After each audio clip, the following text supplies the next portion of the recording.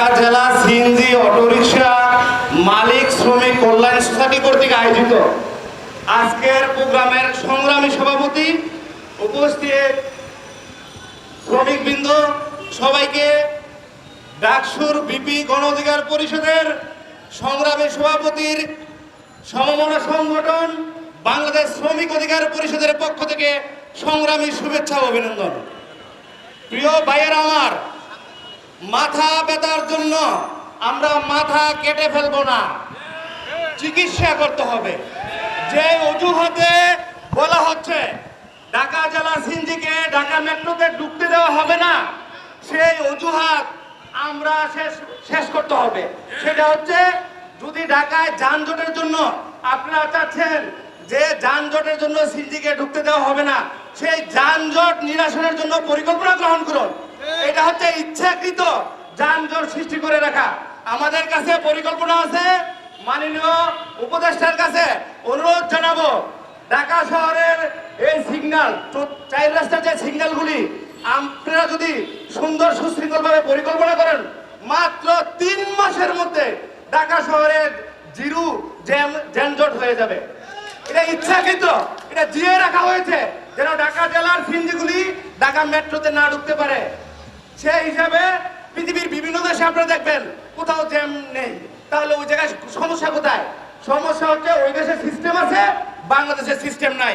সেটা এই সিস্টেমের পরিবর্তন ঘটাতে হবে। এই সিস্টেমের পরিবর্তন ঘটানোর জন্য আপনারা সিএনজি বন্ধ করে দিতে পারেন না। ঢাকা মেট্রো ঢাকাতে চলবে, এই বিষয়ে ঢাকা মেট্রোতে চলবে। এই জন্য আমরা লাগাতার প্রয়োজনীয় কর্মসূচি গ্রহণ করব। যতদিন এই দাবি মেনে না নেওয়া হবে ততদিন আন্দোলন চলবে, এবং এই আন্দোলনে বাংলাদেশ শ্রমিক অধিকার পরিষদ বিগত দিনের মতো, আজকের মতো আগামী দিনেও রাজপথে থাকবে। এবং যে কর্তৃপক্ষ দায়িত্বে আছেন, যদি আপনাদের কানে এখনো পানি না যায়, তাহলে আমরা আপনাদের মন্ত্রণালয়ের পাশাপাশি বাসাও ঘেরা করব। আমাদের দাবি আমরা অর্জন করে নিব। আমরা জানি কিভাবে অর্জন করে নিতে হয়। সবাইকে আহ্বান জানাবো, আপনারা সফল হবেন। এই বৃষ্টির ভিতরে যেহেতু আপনারা এখানে দাঁড়িয়ে আছেন, আপনাদের দাবি আপনারা আদায় করতে পারবেন বলে আমার বিশ্বাস। যেটা হলো আমার জেলার গাড়ি ঢাকা যে গাড়িগুলো নিয়ে আমরা আজকে এই জামায়াত করতেছি, সেটা হলো আমাদের একই বিআরটির গাড়ি। বড় ছেলে খাবে, ছোট ছেলে খাবে, তা হবে না। কেননা আমাদের বক্তারা বলে গেছে ট্যাক্স, ভ্যাট, আয়কর সব দিয়েছে, আর এটাও ঢাকা লেখা, ওইটাও ঢাকা লেখা, কোনোটাই ঢাকা ব্যতীত না। আমরা অন্যরা চাই না, আমরা চাই ঢাকা গাড়ি ঢাকাতে চলবে। কাদের জন্য চাই? যার গাড়ি যে নিজে চালায়, নিজের গাড়ি যে নিজে চালায়, যার ড্রাইভিং লাইসেন্স আছে সেই চালাইতেছে, তার গাড়িটার দাবির জন্যই আমরা আজকে আসি। আমাদের গাড়িগুলো আজকে বিগত দিন মামলা, রেখা, ডাম্পিং, হামলা অনেক কিছু করতেছে। আমি আজকে মাননীয় কমিশনার খন্দকার নাজমুল স্যারের কাছে গিয়েছিলাম, একে 2-3 বার।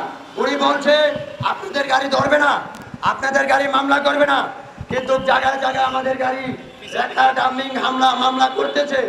সকলে মামলার কাগজগুলা হাতে উস্কান, সাংবাদিক ভাইদেরকে দেখান এবং কাগজগুলো দেখান। কারণ আমাদেরকে 4 দিন বলতেছে আমাদের উপরের নির্দেশ, কিন্তু আমরা কমিশনের কাছে যাইলে কমিশনার বলে আমরা নির্দেশ দেই নাই, বিআরটিতে বলে আমরা নির্দেশ দেই নাই।